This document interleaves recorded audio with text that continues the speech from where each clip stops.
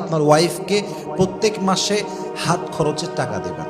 বইয়ের জন্য খরচ করলে আল্লাহ আপনার রিজিকে আরো বেশি সচ্ছলতা দান করে। বইয়ের জন্য খরচ করলে আল্লাহ আপনার জীবনটাকে একদম বরকত দ্বারা ভরপুর করে দিবে। সুবহানাল্লাহ পড়েন সবাই।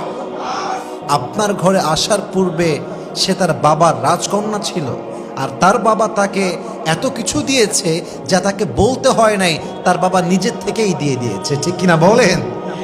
একজন ওয়াইফ আপনার কাছে অনেক কিছু চাইবে না, ও চাইতে পারবে না। সমাজ, বাস্তবতা, সোসাইটি, কালচার, সিচুয়েশন অনেক কিছু বুঝে সে আপনার কাছে অনেক কিছু চাইবে না। আপনি আপনার সাধ্য অনুযায়ী আপনার ওয়াইফকে প্রত্যেক মাসে হাত খরচের টাকা দেবেন। কম হোক, বেশি হোক, মিডিয়াম হোক, as much as you can provide. যা আছে তা দিবেন। 1000 দিবেন, 2000 দিবেন, বড় লোক আপনি 10,000 দিবেন।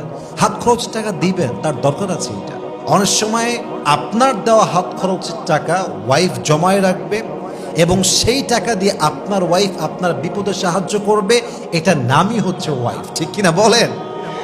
একটা কথা আপনারা রিয়েলাইজ করেছেন কিনা দেখেন, আমরা জাস্ট নামে বলি যে বউ হচ্ছে আমাদের জীবনের সবচেয়ে বেশি জ্বালা। আমরা নামে বলি যে বউ হচ্ছে আমার জীবনে সবচাইতে বিরক্তিকর জিনিস, কিন্তু বাস্তবতা হচ্ছে এটা জাস্ট মুখের কথা।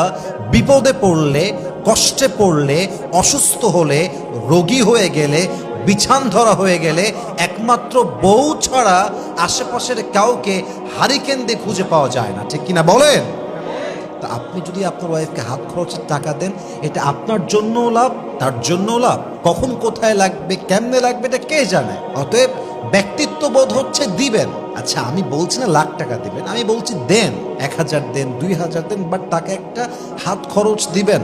কারণ আপনার ঘরে আসার পূর্বে সে তার বাবার রাজকন্যা ছিল, আর তার বাবা তাকে এত কিছু দিয়েছে যা তাকে বলতে হয় নাই, তার বাবা নিজের থেকেই দিয়ে দিয়েছে। ঠিক কিনা বলেন? এটা খেয়াল রাখবেন। হাত খরচের টাকা দিবেন বউকে, চিপটামি করবেন না। অনেক স্বামী আছে, হ্যাঁ, 1 নাম্বার হার কিপটা, হেবাড়ার সব জায়গা টাকা বের হয়, আর বউ চাইলে বাহানা শুরু হয়ে গেল, আর এই সমস্যা, ওই সমস্যা, मैं गरीब हूं, मैं बहुत गरीब हूं।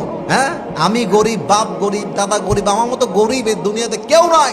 জঙ্গলে আমার বাড়ি, আমার কোনো টাকা পয়সাই নাই। বউয়ের বেলায় চিপটা হয়, বোনের বেলা টাকা বের হয়, মায়ের বেলা টাকা বের হয়ে যায়, বাপের বেলা টাকা আরো বেশি বের হয়, সবার জন্য টাকা বের হয়, বইয়ের জন্য 2 পয়সা বের করতে চায় না। এরকম স্বামী আছে না নাই বলেন?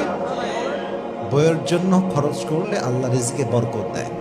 বইয়ের জন্য খরচ করলে আল্লাহ আপনার রিজিকে আরো বেশি সচ্ছলতা দান করে। বইয়ের জন্য খরচ করলে আল্লাহ আপনার জীবনটাকে একদম বরকত দ্বারা ভরপুর